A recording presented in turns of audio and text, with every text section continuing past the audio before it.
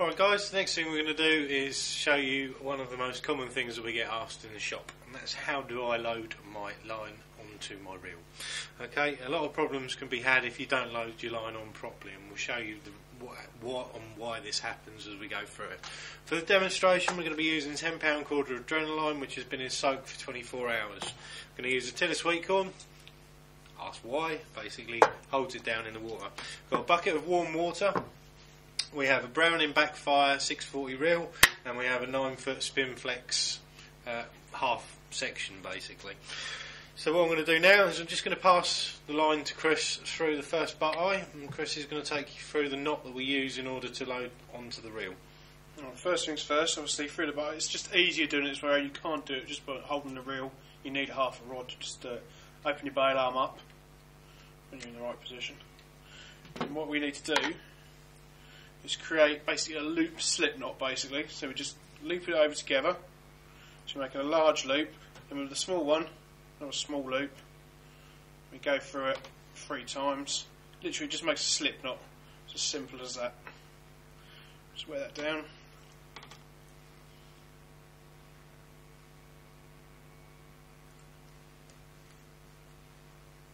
Quarter scissors obviously.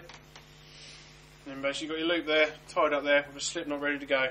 So you're putting that onto your spool, give it a little pull, and because it slips, it just pulls down and beds nice and tight onto the reel.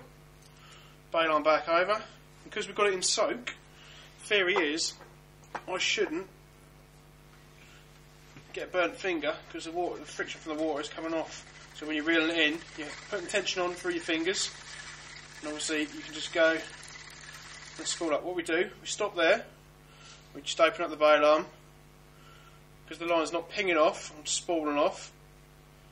Well, that much, to be honest, that's not too bad. That's the right way around. If it was coming off a lot and springing all the way off, we'd turn the spool over in the bucket so it comes off the other way. It's all about clockwise and anti-clockwise winding and all that. But it gets on a bit, and then basically spool up there, keep the tension on with your fingers, because it's in the water, you're not burning your fingers. And you can literally just load it up right up to the rim. Show you roughly how much we need to get on there.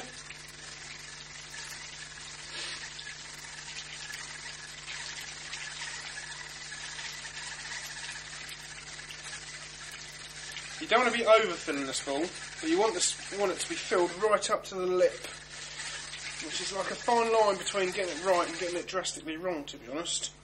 But there is pretty much right. You're level with the base. You're level with your base there. You've got a little bit of lip at the front now. I think that's just about perfect. So that, all you need to do is just put your clip on, and